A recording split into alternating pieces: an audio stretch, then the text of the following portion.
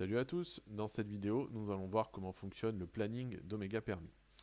Donc quand on se connecte en cliquant sur l'onglet planning, on va avoir en tant qu'administrateur une vision sur tous les moniteurs qui sont actifs.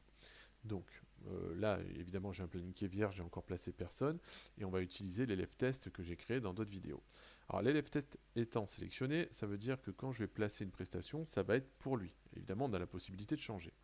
Donc, on est le mercredi 8, donc on va placer notre première leçon. Il est 10h58, donc je vais lui mettre une leçon à 12h. Alors, pour placer une leçon, je clique. Ça m'ouvre un onglet. Là, je décide la prestation que je vais lui placer. Alors, j'en ai pas 150 des prestations, donc je vais lui mettre une heure de conduite. À savoir qu'il a un forfait avec 30 heures de conduite dedans. Donc, je vais lui placer 2 heures en cliquant sur le nombre de prestations et je valide. On a bien le début, on a bien la fin et je valide. Là, on accepte tout ça, on retrouve le code couleur qu'on a créé, et en allant sur sa fiche, on voit que les 2 heures ont été décomptées de son stock. Par contre, on a placé les 2 heures qui sont arrivées ici. En retournant sur le planning, cette prestation peut être modifiée.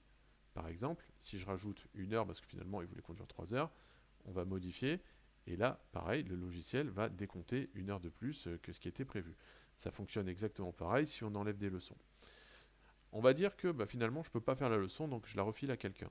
Donc je clique, je reste appuyé, et je vais déplacer ma leçon vers Manon à 13 heures. Donc on valide, et c'est très bien, la leçon a été déplacée.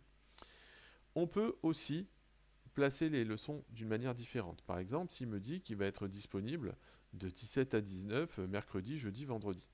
Je clique à 17 heures. On va même faire comme ça. On va rester appuyé pour descendre jusqu'à 19 heures. Donc, le logiciel se rappelle que la dernière prestation qu'on avait cliquée, c'était l'heure de conduite. Donc là, c'est sélectionné. L'élève test, on ne l'a pas changé, donc c'est toujours celui-là. On a bien les 2 heures parce que je suis resté appuyé sur la souris, on a pu descendre. Et du coup, plutôt que pour placer plusieurs fois la leçon, je vais activer la récurrence. Et je vais dire sur tous les jours, je vais mettre 3 récurrences. Et là, du coup, on va l'ajouter. Et ça va nous permettre d'avoir nos 1, 2, 3 récurrences qui sont placées instantanément. Ensuite, ce qu'on peut faire, c'est depuis le planning, mettre des remarques et éventuellement faire des suivis. Alors, pour faire des suivis, il faut que la leçon soit terminée. Donc, je vais lui placer une leçon qu'il aurait fait de 8 à 9. On va garder celui-là et on va mettre une remarque. Ramener l'élève chez lui. On va ajouter ça. Et du coup, ma leçon va apparaître avec une petite étoile. À savoir que quand on laisse la souris dessus, ça va permettre de lire justement la note qu'on vient d'écrire. Sinon, on ne la voit pas. Et là, du coup, on attend que ça grossisse et ça nous permet de lire. Donc, il faut rester une seconde dessus. Donc là, la leçon étant terminée, je peux cliquer dessus et je peux faire un suivi. Donc, je vais ajouter un suivi, on va dire bonne leçon aujourd'hui et je vais valider.